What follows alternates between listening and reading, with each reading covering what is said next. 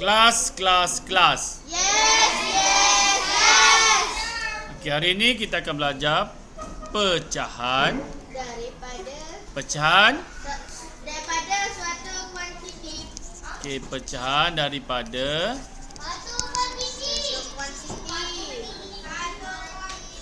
suatu kuantiti.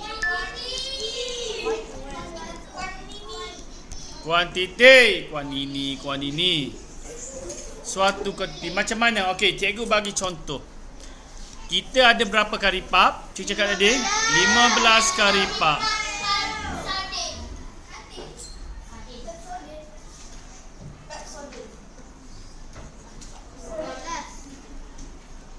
Okey, kita ada 15 karipap. Kita nak Maria dia nak letak dia ada 5 pinggan. Ada 5 pinggan. Okey, jadi maksudnya kita kena bahagi kepada 5. Okey. Fariha dia kata, Maria, ambilkan aku 1/5 karipap itu. Satu pinggan. Satu pinggan daripada 5 pinggan ni. Dia dapat 1/5. Jadi berapakah karipap yang perlu Maria bagi kepada Fariha? Okey, macam mana? Okey, ginilah kita nak cakap. Jadi maksudnya kita ada 5 pinggan. 5 pinggan ni masuk ada 5 bahagian. Jadi kalau kita ambil satu pinggan ni, bermaksud ini adalah 1/5. Macam mana kita nak dapatkan 1/5? Okey, kita ambil karipap ni. Satu karipap letak di sini. Satu lagi karipap letak pinggan kedua. Seterusnya. Lagi.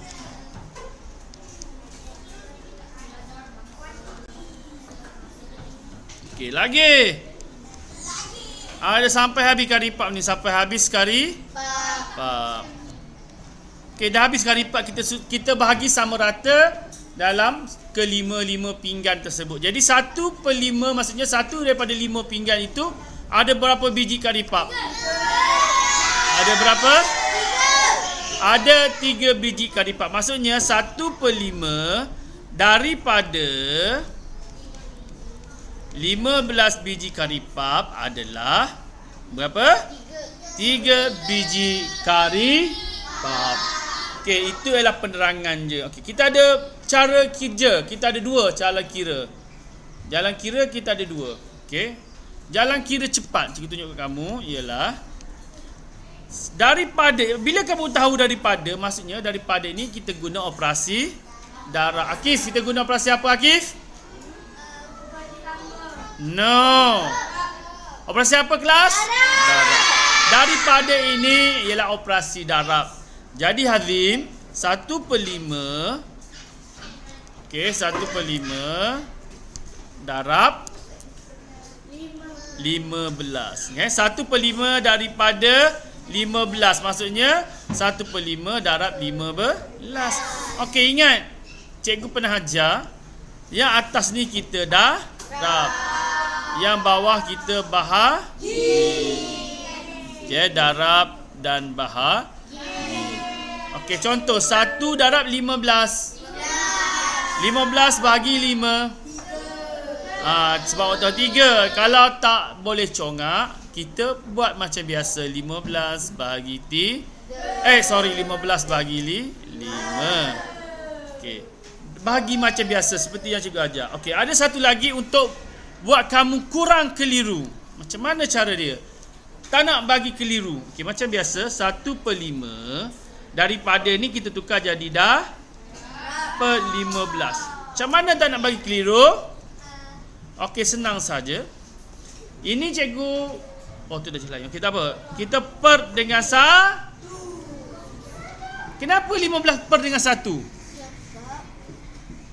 Okey, per itu ialah bahagi. Bahagi maksud dia apa? Per maksud dengan bahagi. Kalau 15 bahagi 1 dapat berapa? 15 bahagi 1 dapat apa? 15. Tengok nilainya tak berubah.